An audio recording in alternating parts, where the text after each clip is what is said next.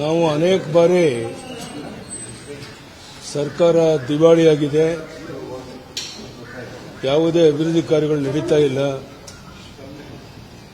ಅಭಿವೃದ್ಧಿ ಕಾರ್ಯಗಳಿಗೆ ಹಣ ಬಿಡುಗಡೆ ಮಾಡುವಂತ ಒಂದು ಪರಿಸ್ಥಿತಿ ಸರ್ಕಾರಕ್ಕಿಲ್ಲ, ಹೀಗಾಗಿ ದಿವಾಳಿಯಾಗಿದೆ ಅಂತ ನಾವು ಹೇಳ್ತಾ ಇದ್ದೆವು. ಈಗ ಗೃಹಲಕ್ಷ್ಮಿ ಯೋಜನೆಗೆ ಕಳೆದ 3 ತಿಂಗಳಿಂದ ಹಣ ಬಿಡುಗಡೆ ಆಗಿಲ್ಲ. ಯಾರು ಫುಡ್ ಸಪ್ಲೈ ಮಾಡ್ತಾರೆ ಲಾರಿ ಮಾಲೀಕರು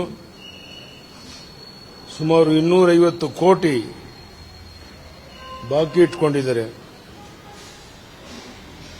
ಈ ಕೂಡಲೇ ಲಾರಿ ಮಾಲೀಕ ಷಣ್ಮುಖ ಅವರನ್ನು ಕರೆದು ಚರ್ಚಿಸಿ ಕ್ರಮ ತೆಗೆದುಕೊಳ್ಳಬೇಕು ಅಂತ ಒತ್ತಾಯ ಮಾಡುತ್ತೇನೆ.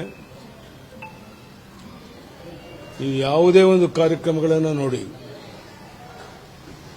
ಇವರು ಕೇವಲ ಪ್ರಚಾರಕ್ಕಾಗಿ ಹೇಳಿರುವಂತಹ ಕಾರ್ಯಕ್ರಮಗಳ ಹೊರತು ಅದನ್ನು ಕಾರ್ಯರೂಪಕ್ಕೆ ತರುವಂಥ ಯಾವುದೇ ಪ್ರಾಮಾಣಿಕ ಪ್ರಯತ್ನ ಮಾಡದೇನೆ ನಾವೇನು ಪದೇ ಪದೇ ದಿವಾಳಿಯಾಗಿದೆ ಅಂತ ಹೇಳ್ತಾ ಇದ್ದೇವೆ, ಅದು ಇದರೆಲ್ಲ ದಾಖಲೆಗಳ ಮೂಲಕ ಸ್ಪಷ್ಟ ಆಗ್ತಿದೆ. ವಾಸ್ತವಿಕ ಸ್ಥಿತಿಯನ್ನು ಮುಖ್ಯಮಂತ್ರಿಗಳು ಉಪಮುಖ್ಯಮಂತ್ರಿಗಳು ಒಪ್ಪಿಕೊಂಡು ವಾಸ್ತವಿಕವಾಗಿ ಹಣಕಾಸಿನ ಪರಿಸ್ಥಿತಿ ಏನಿದೆ ರಾಜ್ಯದಲ್ಲಿ ಅದನ್ನು ಬಿಡುಗಡೆ ಮಾಡಬೇಕು ಅಂತೇಳಿ ಈ ಸಂದರ್ಭದಲ್ಲಿ ಒತ್ತಾಯ ಮಾಡ್ತೇನೆ.